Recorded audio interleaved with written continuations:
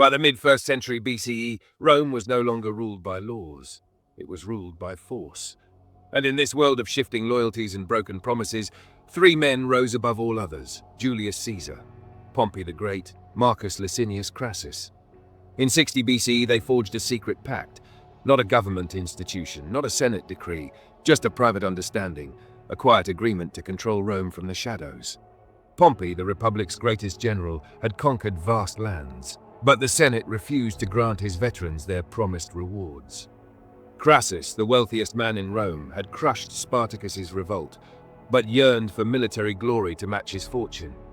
And Caesar, drowning in debt, had the love of the people, but needed the power to make that loyalty count. So they made a deal. Caesar would become consul, Pompey's veterans would get their land, Crassus would gain financial favors and influence, and the Senate? The Senate would be ignored. For a time, the plan worked. Caesar secured his command in Gaul. Pompey ruled Rome in his absence. Crassus plotted his ascent, but ambition does not share power. By 56 BC, the alliance was cracking. Pompey resented Caesar's growing fame. Crassus, hungry for glory, envied them both. To salvage their pact, the three met in Lucca. They renewed their alliance. Caesar's command was extended. Pompey and Crassus shared the consulship, but fate had other plans. Crassus longed for a crown of victory. In 53 BCE, he marched east into Parthia. He sought triumph. Instead, he found disaster. At Carrhae, his legions were surrounded, trapped, crushed. And when the Parthians captured him, they mocked his greed. They poured molten gold down his throat. With Crassus dead, the balance shattered. Only two men remained, Caesar and Pompey. And Rome was not big enough for both. Without Crassus to keep them united, Pompey and Caesar became rivals. Pompey, once Caesar's mentor, now feared him.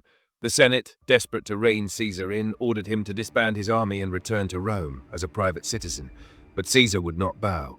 In 49 BCE, he stood at the banks of the Rubicon River. One step across, and it would be civil war.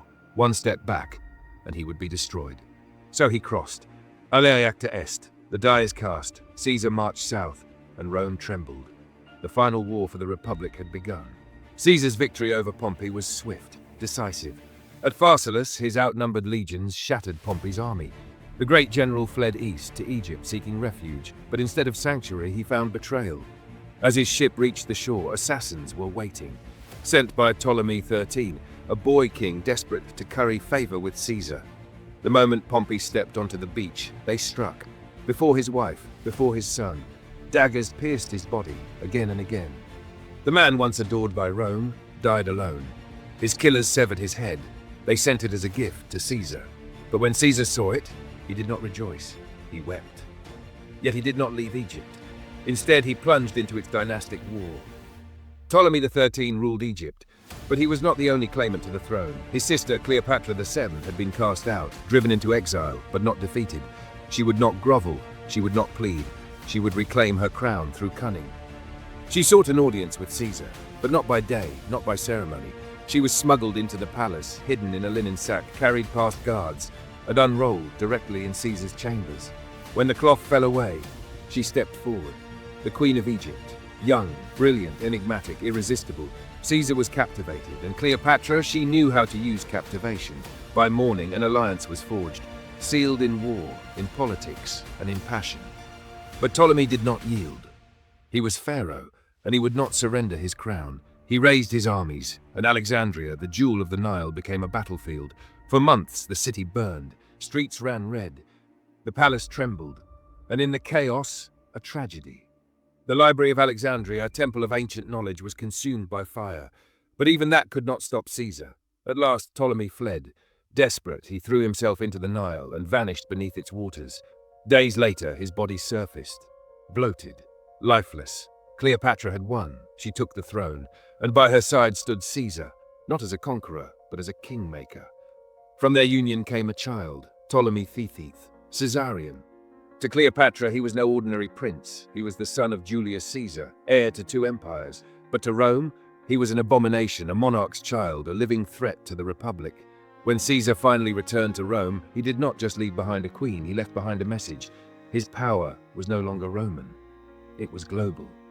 Caesar understood what other generals did not. Victory on the battlefield was not enough. Rome had to be rebuilt. and so he set to work. He granted citizenship to thousands, bringing distant provinces into the Roman fold. He restructured debt, easing the burdens of the poor. He reformed the Senate, stuffing it with loyalists. And he reimagined time itself, creating the Julian calendar, the very structure we still use today. To some, he was a visionary, a man who saw beyond old traditions. But to others, he was something far more dangerous, a man unraveling the Republic in favor of one-man rule. The signs were everywhere, his image on coins like a king, a golden throne in the Senate like a king, his own month, Julius, in the calendar like a king. And then, the final insult. At the festival of the Lupercal, before a watching crowd, Mark Antony offered Caesar a crown. He refused, then refused again, and a third time. But he had considered it. And for many senators, that was enough. The whispers began, and soon, whispers turned into conspiracy. In the shadows, a faction gathered. They called themselves liberators, but history would call them murderers. Among them, Cassius, and Caesar's old friend, Brutus. Brutus, the man Caesar had trusted most, now believed that Caesar's death was Rome's only salvation. The plan was set. The date, March 15th, 44 BCE, the Ides of March. That morning, Caesar received a warning. A seer whispered, "Beware the Ides of March." Caesar chuckled, "The Ides have come." To which the seer replied, "Aye, but they have not yet gone." Inside the theatre of Pompey, the Senate gathered. Caesar entered, unaware that 60 knives awaited him. Casca struck first, a dagger to the neck. Caesar stumbled, but before he could cry out, the rest closed in. Steel flashed, blood flew. He tried to fight back until he saw Brutus, and then he stopped. "Et tu, Brute?" "You too, Brutus," his voice broken, betrayed, and then he fell. At the base of Pompey's statue, a grim, twisted irony. The man who had killed the Republic now lay beneath the symbol of the world he destroyed. The conspirators had expected applause. They received silence. Rome did not celebrate. Rome wept. The Republic had lost its strongest man, but it had not been reborn. Mark Antony seized the moment. He entered the forum, holding aloft Caesar's blood-stained toga. He did not ask for justice. He demanded vengeance. And the people? They answered. Riots, flames, panic. The assassins fled. The Senate cowered, and Rome once again teetered on the edge of civil war. Julius Caesar was dead, but the Republic died with him. The liberators had killed a man, but not his legacy. The Republic they claimed to defend was already a memory.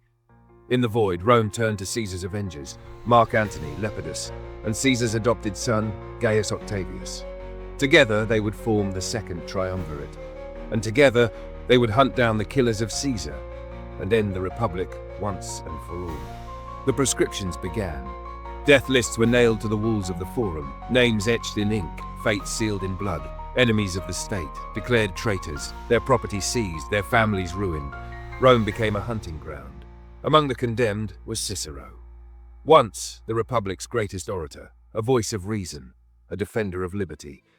But he had spoken against Mark Antony, and now Antony had his revenge. Cicero was caught trying to flee. He did not plead. He did not beg. He simply offered his throat to the blade. His head was nailed to the rostra. His hands, those same hands that once wrote against tyranny, displayed beside it. The message was clear. The Republic was drowning in its own blood. 42 BCE, Philippi, Greece. The final act of the Republic began.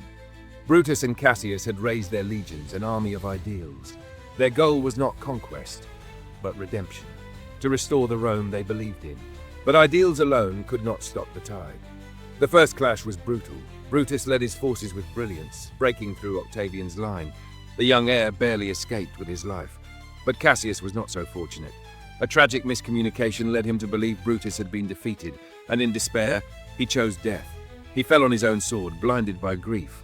And with him, hope dimmed. Now Brutus stood alone. For 2 weeks, he held firm. But when the final blow came, it came from Antony, swift, merciless. Brutus's legions collapsed. The battlefield was strewn with the bodies of Rome's last defenders. Alone, Brutus fled into the hills. He sat beneath a withered tree, staring into nothing. Haunted by ghosts of duty, of friendship, of Caesar, he had lived by principle for virtue, but what had it brought? He had struck down his friend, believing it would save Rome. Instead, it had damned it. "Et tu, Brute?" His sword lay before him. He whispered bitterly, "O wretched virtue! You were but a name, and yet I worshipped you as real." Brutus was gone, and with him, the last flicker of the Republic. Brutus and Cassius were dead, their cause lost, their vision shattered. Rome still called itself a republic, but the truth was written in blood.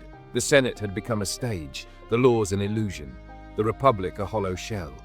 The Second Triumvirate would soon turn on itself. Old allies would become bitter enemies. But from the chaos, one man would rise, Octavian.